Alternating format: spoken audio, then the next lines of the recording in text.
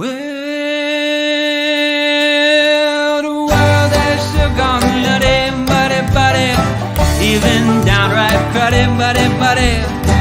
Wish I missed the past, buddy, but there's still Buddycast. No, don't be naughty, go meet buddy, here on Buddycast.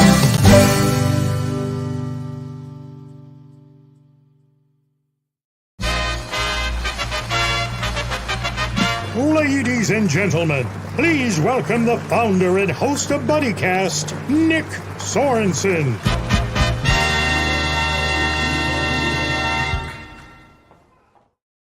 Welcome, everyone, to another episode of everybody's favorite show, Buddycast. I'm your host, Nick Sorensen, and joining me today is a new buddy, my buddy, Mr. Tom New. How you doing, buddy? Thank you very much. Thank you, Nick. Thank you. So, Tom, you are the head of one of the most well-run programs here in Erie, Pennsylvania, WQLN. How did your time at WQLN come to be? By accident. And I think that if you asked anybody, what they did to get their job, if they were being truthful, they would say there was just a happy accident. I moved to Erie in 1978. I worked at WJET, and I got involved with public radio first in 1972, listening to the broadcasts of the Watergate hearings that went through to 1973. And I think that was WDUC where I listened to those. But anyway, so that's where I first got connected with public broadcasting. Moved to Erie in 78, and I would listen to WQLN a lot in my office. And my boss, Myron Jones, when he would come by, he would say, Tom, we have a radio station that you can listen to. You don't have to listen to this one. But I've always had a special place in my heart for WQLN. I started to volunteer at the station in 1983. And I've done things with the station over the years, but it was finally in 1998, I was putting in enormous hours at my job at WJET, and my wife was kind of hoping that I could find something that would keep me with our younger kids a little bit more than I was, spending time with them. And an entry-level job opened up at WQLN, and I took it. So I was a director at WJET. And I walked away from that, and I walked into an entry-level job and kind of started all over again at the age of 43. So that's what got me to WQLN. First of all, it was a love of public broadcasting. It was an opportunity to get off of a treadmill I wasn't enjoying and into something that I would enjoy. From one former WJET employee to another, Well, yeah, I was there right at the beginning of all of that, So, Go ahead. Well, no, I was just saying it was the one thing that I try to do with my staff, and you can never do this because when you're the boss, you're the old man, right? And there's always going to be some leeriness of doing, I don't know, buddies with the boss. But I've been trying to include a spirit to WQLN. And it was something that I experienced way back in the early 1980s with John Kansas and Myron Jones and Ken Fanazzini, because growing your professional life up through broadcasting in Erie, Pennsylvania was something that was very special. And I try to share some of that with the staff today. I don't think that whatever that special thing was, I don't know that exists with the other stations in town today, because it can't. They've got out of town ownership, and you don't have that Mr. Fuzzy Wink kind of a relationship. I don't know. You got it. So let's go back to the beginning. What sparked your interest, or what sparked your interest in broadcasting to begin with, like into the career that you're in today? Well, when I was in high school, I got into a program my career began as in art. I went to the Art Institute of Pittsburgh. I got a degree there, and then I went to do my internship at WTTG in Washington. But the real start of my interest in television, well, number one, everybody's interested in television. If you were to go back to 1968, you would see that. All you had to do was visit every house in my neighborhood. They decorated their living rooms around TV. They made special dinners just for TV. I mean, TV was something that was perfect. It could never be improved upon. And in high school, I had a great teacher, Joseph Yablonsky, and he recognized how, my thing with television and radio. He had me doing projects as though I was working for a station called WTOM or WNEW. And some of that, especially the WNEW part, I had a pretty good stereo system when I was a kid in high school. I listened to a lot of music. I worked at a local public library, and so I got a lot of albums, right? Ooh. And, that was always like playing. And I got my sisters to sing jingles for this imaginary radio station. And they would sing WNEW radio. And so high school was all about television and radio.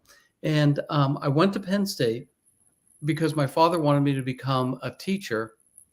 And that didn't work out all that well because that was the furthest thing from, what I wanted to do. And so I was able to get transfer from Penn State to the Art Institute and had some phenomenal teachers there. Flavia Zortilla was fantastic. She's an artist that you'll never run into again. Tom Koros was another amazing painter. And, they were very critical of my work, but at the same time, there was always some little trapdoor that they would get me to improve on that work. And so I graduated I did an internship in Washington, and then I graduated from the Art Institute. And I took a job in Erie. My plan was to be in Erie for only about a year or two and go to a bigger market, but something happened, and I just stayed here for 40 plus years. I think I'm 45 years now. I'm only smiling because isn't that everyone's plan? I'm just going to be here for a year and that's it, and then I'm going somewhere bigger. And then what happens? Here you are. What happened was probably my wife. I mean, she and I came up to visit Erie the year before. We came up here before graduation and loved it. And then once I got out of school, I applied for a job at Carnegie Library and KDKA. And I said to my wife, there are TV stations up in Erie. Why don't so I drove up here by myself and I was looking for the towers and I saw Jets towers and I just kind of navigated. I didn't know where they were, but I found where they were. And their artist just happened to have left the station. So they didn't even put an ad out. And I applied for the job and I got that at Jet and I was there for 21 years. But the thing that we liked about the big city was all the things that are so great about a big city. But the thing that we loved about Erie was it felt so much like visiting her cousins in Aliquippa, my cousins in Beaver or Freedom. There was just something that was very familiar about this town and we couldn't leave it. Love it. What do you love about Erie today? Right now, today, the thing that I think that I love most is probably my jealousy for younger people. Coming up through Erie when I did in the 70s and the 80s, I mean, it was a pretty horrible town. We still had the grain elevators and the dock was like, there are lots of coal and mess down on the bayfront. But if I was a 30-year-old and I wanted to find a town to make my professional mark in, Erie is the town, and now is the time to do it because we see that there are a lot of things. there's always been buzz here inside of Erieland, but never anything like what we have today. Just look at our art museum, right? Visit the Hagen History Center. We've never had anything like that. And then the way that the downtown is coming around, I think that the Erie of 20 years from now is going to be the city I've always wanted to visit on vacation and maybe stay there and live. I love it. Yeah. Absolutely love it. So you're very passionate about what you do, obviously. What wakes you up in the morning going, I get to go to work today, rather than I get to go to work today, you know? Well, I don't know. A long time ago, probably when I was in my 20s, I started to try to become a runner. And, it really, let me see, my daughter is going to turn 37. So it wasn't really until she was born that I got into it seriously, that I would run every day.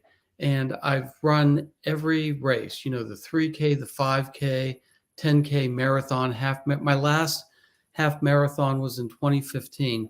And so I do that every morning. That gets me fired up. I also have go-to music going into work, just because, I noticed a long time ago that people come to work with a bit of cobwebs, Mm-hmm. And they're not really a whole lot of fun to be around until lunchtime, right? But if you're going into work and you're listening, if you're cranking up Bruce Springsteen on the stereo, you hit the ground running right at the beginning of the day. You were born to run. Yeah. Well, actually, my go-to is Light of Day. I love the way that begins with the drum solo. And the thing that I think is so interesting about it, it's a song that absolutely gets me fired up. It's about a guy who just lost his job in Detroit. He lost his girl. He's driving to Texas. He's hoping to get a job. And his only feeling of redemption is, I'm a little down under, but I'm feeling okay because just around the corner is the light of day. Love it. And I'm singing that out loud. And like, I don't know. Hey, I'm a big fan of 10th Avenue Freeze Out, You know what? That is such a good song. Not to spend too much time on Springsteen. Please, we could talk about Bruce Springsteen all day. But I saw this guy. The first time that I saw him was in 1972. I was with a bunch of friends of mine, and we went to Shenley Park in Pittsburgh to see Richie Havens. Mm-hmm. And there was another band that stole the show. We had no idea who that band was. And it was about 6 months later, my brother came home. Was it 6 months later? No, it was probably 1974. My brother came home from college, and he had The Wild and the Innocent and the E Street Shuffle and Incident on 57th Street. And I was playing those albums, and it was like this guy was, the bands I listened to in the 1960s were the Beatles and Bob Dylan. Mm-hmm. If they got married and had a baby, it would be Bruce Springsteen. I said, that's who this guy is. But when I played it for my friends, they said, that's the guy we saw with Richie Havens. And they were right about that. I started dating my wife soon after that. We've seen him in small halls in Pittsburgh, and we've since seen him in arenas. And there's something about him that is really the kind of person you want to model your career after, because Absolutely. It's all about the work, and it's all about getting the work right. There are a couple of other people in pop culture that I think fall into that category, like Stephen King. Mm-hmm. I know that he had his issues with addiction for a time, but he's always been about the work. He's been about getting it right and making sure that other people like that. Steven Spielberg is like that. There's George Lucas. There are a handful of people that fall into that category. Mm-hmm. You remind me a lot of my favorite Elton John. He's that right. Like you said, fell to addiction, but now it's all about the music. It's all about the fan, Yeah, and what? The last Elton John album I got was the one that he did with Leon Russell, The Union. It was fabulous. Mm-hmm. It was fabulous. It was. I saw him in Cleveland on his farewell tour, and you knew every song. You knew every word, and they were all the it wasn't this, well, we're trying this new song today, so I hope you like it. It was, here's something that's going to bring you back to your days, and for you younger generation, here's something that's going to inspire you today. And then he plays like Tiny Dancer, or he plays How about that scene in the film Almost Famous where they play Tiny Dancer? Mm-hmm. That really tells you what a song can do. 100%. There's a story about a group of people in Ireland who got together for this girl. Her name was Lily May. She was a young cancer patient, and they all got together, sang as a chorus, and sang Tiny Dancer. And it is, Beautiful. I'll have to send you the video. It is one of the most heartwarming videos you will ever see in your life. Please do that. I'd love to see that. Yes. And speaking of Elton John, his percussionist was on this show. Really? Yes. What, you know what, Nick? I'm about to break your heart.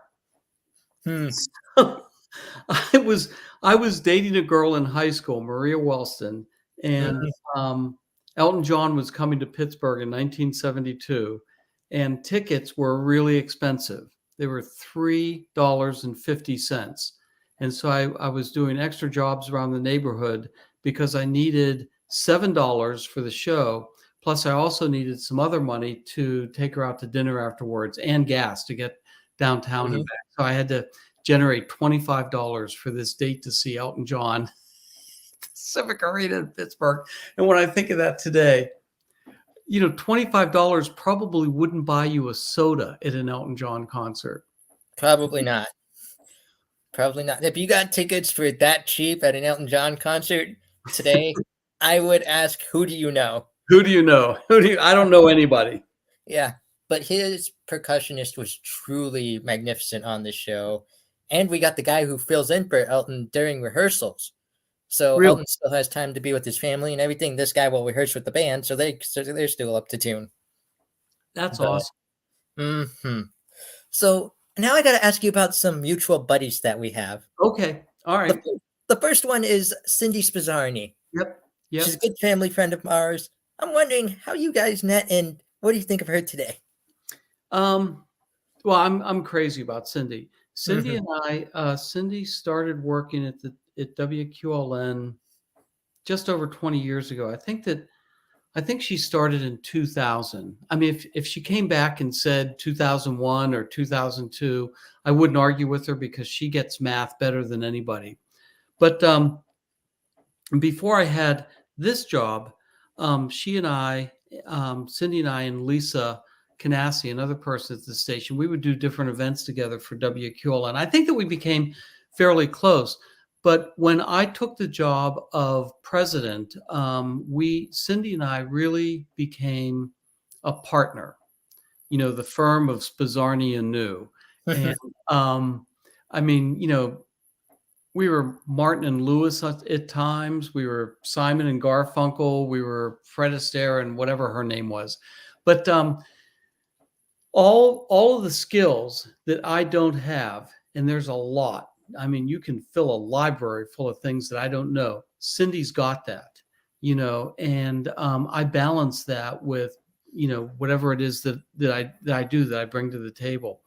But she and I have had some rough years at WQLN trying to figure out how we could keep the stations going.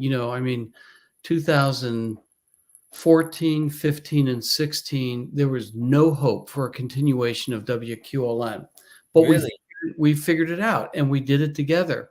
When the pandemic started, because we fought all the wars together, and we knew where all the danger was. When the pandemic started, she and I had a meeting every morning at 7:30 just to figure out where we were. And I think that we figured out that we could keep the stations going until the end of June. And we made some bold decisions during that time, some crazy decisions, but I think that they were the right decisions. And they pretty much boiled down to, as long as we're going out, as long as everything's going to go dark, let's go out with our best selves. Let's do the best possible job ever. And so we started doing crazy things like inviting teachers to start doing classroom lessons on television. You know, we did something that nobody else has done in our system anyway. We decided, since the kids in this area are not going to have a graduation ceremony, let's give them one. And so we did a broadcast that was 6 hours on a Saturday, 5 hours on a Sunday. We had every kid's graduation photograph, and we honored every school in Warren, Erie, and Crawford County. And then we got people to give advice to these kids, to act as, you know, their graduation speaker. Tom Ridge was brilliant. We got a lot of folks from PBS, everybody from the NewsHour. Judy Woodruff, Amna Nawaz was out of control. Some of the really heartfelt messages to these kids. Maybe my favorite was the one that we got from Tom Hanks, but it was just a great project. And I kind of think that because we made the hard decision to do the good work, that we prospered from that, you know. And right now the station has never been in the shape that it is right now. We've got an endowment. We've never had an endowment like we have today.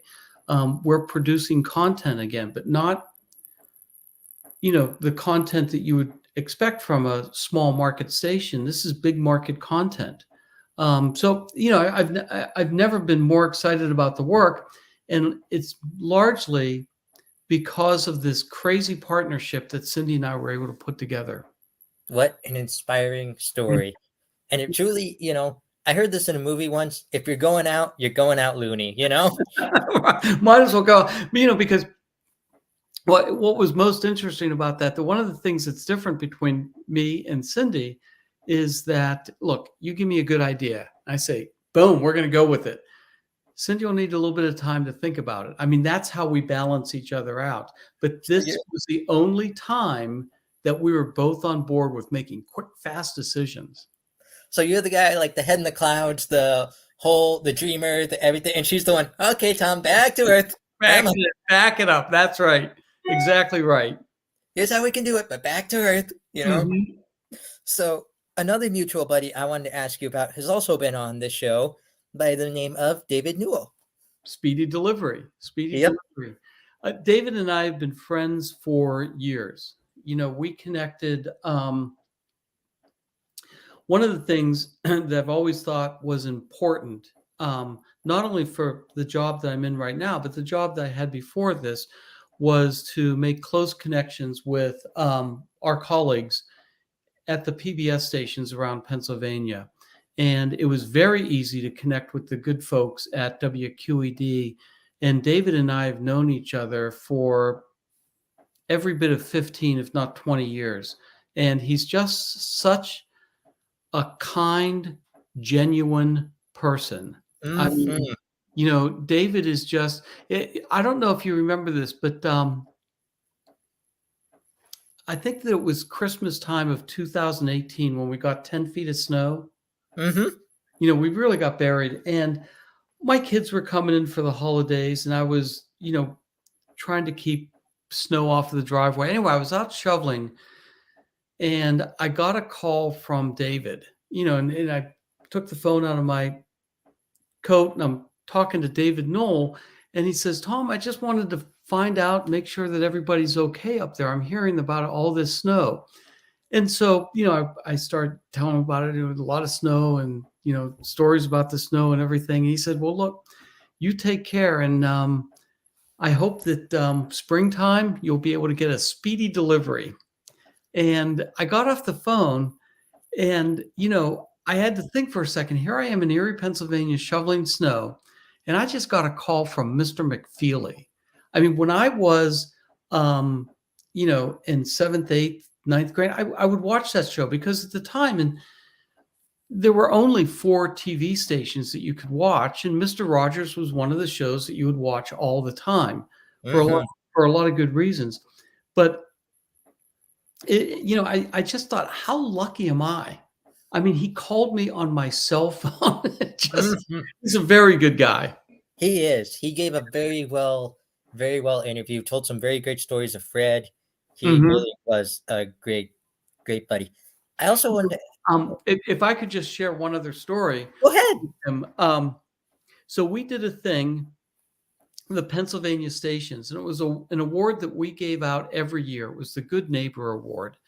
And one year, let me see, maybe it's 2007 or 8. I don't know. It's all a blur, the years, but the event wasn't. So Mary Alice Brown, we nominated her for the Good Neighbor Award, and she won. And so I met her in Harrisburg for the award ceremony. And one of the other people that was being honored at the time was Elsie Hillman. And you'll recognize her name, the Hillman Cancer Center in Pittsburgh. People referred to her as the 17th wealthiest woman in the United States. Well, at the award ceremony, Joanne Rogers gave out the awards. And so when the ceremony was done, we were going out to dinner afterwards. And I got stuck taking out Joanne Rogers, Mary Alice Brown, and Elsie Hillman. And for me to see those three women chat and have fun and drink Manhattans, it is a memory that I'll have for the rest of my life. Because here's Mary Alice Brown from Erie, Pennsylvania, and she's laughing and giggling and leaning on Elsie Hillman, the 17th wealthiest woman in America, and they're all hugging Joanne Rogers. It was a night I'll never forget. And that was David Newell was a big part of that night because he was doing MC duties. That's awesome. Yeah. And you're right. You'll never forget that night. I guarantee you. So I got to ask, you mentioned Tom Hanks earlier. What did you think about that movie? What did you think about the Mr. Rogers movie with Tom Hanks? I'll tell you, I love the movie. Number one, I thought that it was brilliant. And my concern was that you could do a caricature of Fred Rogers and it would be enormously successful. I mean, just think of Eddie Murphy in Mr. Robert's Neighborhood. I mean, if that was a movie, that would be, a box office hit. But my concern is I was familiar with the article that the movie was based on. And, I was just worried that it wasn't going to be a true portrayal. It was. It really was. And in the one scene that I think was the most telling moment is people had left the studio, the WQED studio, and he's playing the piano and he gets angry and he bangs the keys, right? Everybody gets angry. Nobody ever thinks that Mr. Rogers would get angry, but that was such a strong cinematic moment, and so I think that they did a very good job of bringing him to life in a respectful way. Love it too. I think Tom Hanks was born for the role of Mr. Rogers. Tom Hanks is, in my mind, he's our Jimmy Stewart for our generation. There's nobody like him. Exactly. Now, buddy, I got a quick question from the audience. Have you ever heard of this place called the Puzzle Place by chance? Or do we know about the Puzzle Place? The Puzzle Place. I do not know what the Puzzle Place is. I don't know what that is. Me either. I was just, I like to take questions from the audience every now and then, So, but one thing we'll be right back, buddy. We're going to play a quick word from our sponsors. Good. And we'll be right there. So don't go anywhere. I won't. Hi, buddies. Are you thinking of moving to the Erie area? Well, look no further than tonight's Buddycast, because tonight's Buddycast has been brought to you by my buddy, Paul Kitchen at Remax. Licensed for over 30 years, Paul's been serving the Erie area, not only buy and sell houses, but find their forever homes. Paul's a special buddy of mine. He's been on an episode of Buddycast where you can learn all about his services. You don't have to go anywhere else. But if you want to learn more about Paul, you can simply give him a call at 814-898-3558. Now go be like my buddy Paul. Go be someone's buddy. Thank you for tuning in to Buddycast. Hope you're enjoying tonight's episode. All the best. And that was a word from my buddy Paul at Remax. If Nice. you're ever in the Erie area and you need a new home or looking to relocate, Paul's the man. Nice. Hmm. So when it comes to WQLN, I know this is like asking who your favorite child is, but when Hmm. it comes to WQLN, what are some of your favorite programs? Well, there are a lot. The one thing that I've always liked the most about both WQLN, our radio station, and our TV station is news. And I particularly like the news hour. And the one thing that has happened lately that I've enjoyed this show so much more for is, we are watching television differently these days. We're not coming home, sitting around the TV and putting it on and watching a program at the time that it's meant to be broadcast. I mean, all of our stuff we're watching on streaming devices.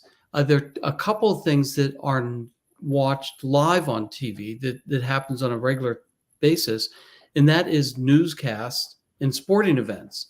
And I read an editorial last August in the New York Times called "Why is College Football Breaking My Heart?"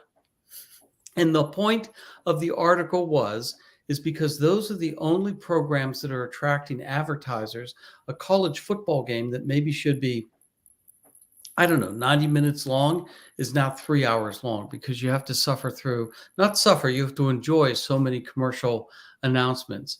It's also true with news. When I was over at Jet, my memory, and remember, my memory can never be trusted, is that a newscast would have no more than 7 minutes of commercial content in there. And I've been meaning to check that today just to see if that's changed. And I suspect that the number these days is closer to 12 minutes. So I love the news hour, and I love the fact that it doesn't have commercials in it because, it's not, they don't have to produce a program to keep sponsors happy. But then once you get past that, I'm amazed at the news hour. If you have to produce a 1 hour newscast that's cut up by commercial breaks, you can do your story or your spots. You can take a break and breathe. The news hour does 56 straight minutes of news without a stop. And that's unheard of, in this country. And so that's where I begin my basis for the programs I like the best. So it's like news hour, it's morning edition, it's all things considered, it's any of the programs we have on Friday night, like Washington Week, Firing Line. Frontline is probably, without a doubt, the best magazine program I've ever seen. And I'm comparing it to 60 Minutes, which is a pretty good news magazine program. Now, those are the national programs. We were just able to begin a series at WQLN that I am enormously proud of. It's called Chronicles. And Chronicles is a 26 episode history of Erie, Pennsylvania, or the greater Erie area. And, it's led by a very good team. The equipment is excellent. Every episode is cinematographic in nature. So you're really looking at 30-minute films. We just had on the story about Pit Hole, Pennsylvania. That was fabulous. And the way that the program was put together was brilliant. Before that was the first episode of Joyce Savacchio. Seeing a lot of those people from back during the Savacchio administration, the 1990s again. It was great seeing that, but just seeing Joyce again. So I'm just very proud of this series. And, I would encourage anyone to go to our website. They're available for free, and watch the 2 episodes of Rum Runners, because you'll get an appreciation for Erie that you've just never had before. For people that aren't in Erie, what is that website? WQLN.org. And you can watch these programs on PBS Passport. Passport is a free viewing app for PBS programs. We keep a lot of our programs behind the paywall wall, but all of Chronicles is in front of the paywall, so you'll be able to watch all of those shows. Love it. So when it comes to WQLN, what are your hopes for 2023?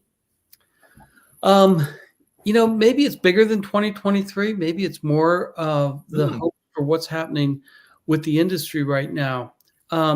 Television is changing, right? I mean, I would be a fool to tell you that it's not changing. Radio is changing. You want to listen to the radio programs that you want to listen to when you want to listen to them, right? I mean, we have a program on Friday nights called Sonic Sounds. It's on at 10 o'clock. I'm never awake on Friday night at 10 o'clock to hear Sonic Sounds. We have a great variety program on Saturday night. Chris and Julie Moore do what I think is the most Erie-centric program that's ever been on our airwaves, and it's called Next to You. But often, I'm either at the Phil, I'm visiting grandbabies, I'm not listening to it. So we need to figure out how to make this content available for when people want to listen to it, when they want to listen to it. And that's very true with television. So the direction of television in this market is going in one of two different ways. One way, it's either going to be all app-driven broadcasting.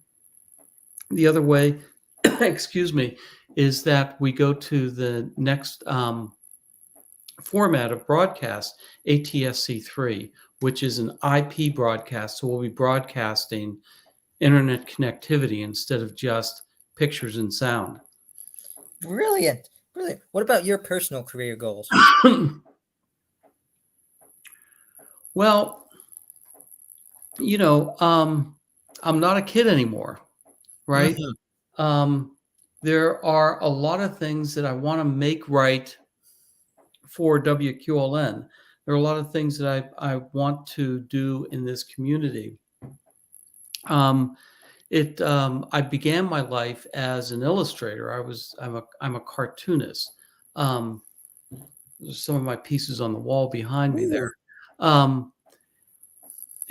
I think personally what I'd like to do is I'd like to be able to get back into illustration. And one of my goals is I did this for my grandkids. I made them books. They're kids' cartoon books, but they're very personalized just to them. I think that at some point I'd like to begin working on a graphic novel of the history of Erie, and except I don't want to get bothered by facts. So my idea is the book is called It's Snowing in Erie, an unresearched history of my hometown. And I'd love to just include all of those stories that I heard from all the old goats over the years. The folks I knew from either at the Erie Times News or through broadcasting, and get those into a comic book. That sounds wonderful. And when you get that published, you know where to promote it. Right here on Buddycast. Exactly. Exactly. You'll have to send me the first copy. I will do. Well, now the last two books I published, they each were for an audience of 2. So my numbers aren't big. And now it's an audience of 3. And now it's an audience of 3. Awesome. So, Buddy, you mentioned it earlier. We can go to WQLN.org to learn more about WQLN. Mm-hmm. Yeah. Awesome. And, the thing about WQLN, I mean, we've got all of our information about the station on the website. Excuse me, I should have had a glass of water. One more sip and I'll be good. But the thing about WQLN, it's not just a TV station or a radio station or a website. It is just the most unique of all broadcast entities. And the thing that makes it so unique are the people that work there, right? So it could be anybody, from like Aaron Cosio, our chief engineer at the station, Lisa Canassi, Shannon Farrar. I mean, all these people, you'll hear about them, or you'll hear them at on pledge events and things like that. But also they'll be hosting auction, and they'll be walking in the St. Patrick's Day parade this weekend. They'll be at all of our events. They truly care for what they do, and what they provide the community. And when I think of WQLN, instead of thinking of diodes and resistors and nuts and bolts, I think of the people that work there that really make it into a I don't know, a human experience. It's a people-y kind of a place that It's a family. yeah, yeah. Well, some days it feels like that. Some days it feels like a family that gets along really, really well. And then there are other days that we get along better than that. Mhm. No, That's but right. I think that, like, my experience over the years with WQLN has always been the people that have worked there. I mean, that's always been the magnet. So I don't know, like Tom McLaren, or Paul Brown, some of these guys that were at WQLN long before I was there, were the people that kind of like drew me in, and many of the hosts, the on-air hosts. Love it. I got a follow-up question. If you could go back in time today and see yourself how many years ago when you're Right. first starting at WKLN, what would you tell yourself today? Oh boy, you know what? That's a good question. It would probably be something like, you don't have to be nervous all the time. You are making good contributions, even though you might not think that they're good enough, right? Um, Maybe have more confidence in what you're doing. Um, yeah. That's an interesting question. It would be something. I was given a lot of opportunity working in broadcasting in Erie, and the whole time, it was really the kindness of some great people that I had an opportunity to work with, like Myron Jones and John Kansas, and the folks that were over at WQLN, Brady Lewis, and so maybe another thing that I would say is that I should get out of my shell and maybe say thank you a lot more often to these folks, because I want to say thank you today, but they're just not around. Mm. There, you did it, Nick. You absolutely brought me down. But the point of Buddycast is to bring you up, I know. Oh, so Buddy, we got to stamp this as a Buddycast with 2 more questions. Okay. The first one is brought to us by my buddy Jonas Kane at #Positivity. He wants to know, in your own words, what does it mean to be someone's buddy? Well, it's easy to be somebody's buddy, right? I mean, you just say that you're somebody's buddy. But I think that when you really get into the weeds, that key part of that friendship is knowing that friendship is fragile, and it's something that always needs to be taken care of. And if you ever lose a friend, it's hard to get that friend back. So you've got to be respectful, and everything that goes with that word respectful. You've got to be a good friend. Exactly. You got to be a buddy in order to have a buddy. Yeah. Love it. And the final question I have for you tonight is what we call the ultimate Buddycast buddy question. You ready for this one? For anyone out there who wants to have a career in public television, what is your advice to them? Go after it. Now is probably the most exciting time to be in broadcasting, period. And Erie, Pennsylvania, as a small market station, if you work at WQLN, if you work at any of the stations, and if you want to work hard, you can do a lot of different things. When I was at Jet, I was only doing artwork, but I learned how to edit. I learned how to do other additional things. But, I was putting in the extra hours. What we were doing back in the 1980s doesn't even come close to what's happening today. I mean, look at this. You're doing a live interview on the internet.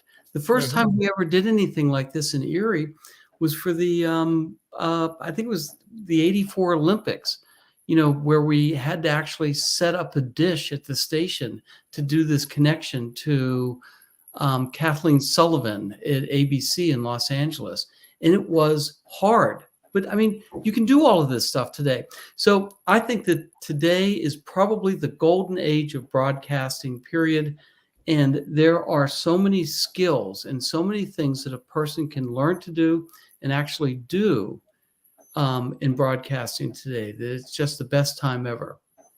I hope there was an answer there. So was the question, is it a good idea to get into broadcasting, or what would you do? What's your advice? What would your advice be to someone who comes up to you and says, I want to go into television? Yeah, jump in the deep end. Jump in the deep end. Do a cannonball. Great answer. Yeah. All righty, buddy. Stick around for a minute. We'll chat afterwards. Okay. Yeah. But for my buddies out there, this is my buddy Tom New. Please check out WQLN. It's a wonderful educational station. It's got everything from PBS with kids shows to education to things that are going around Erie. It really highlights Erie. That's what I love about it. But thank you, Tom, for being a buddy here on Buddycast. Thank you, Nick. And I have one favor to ask you before we close out this show. Whatever you do today, tomorrow, next week, next month, or even next year, please promise me you'll go out and be someone's buddy. Easy promise to make.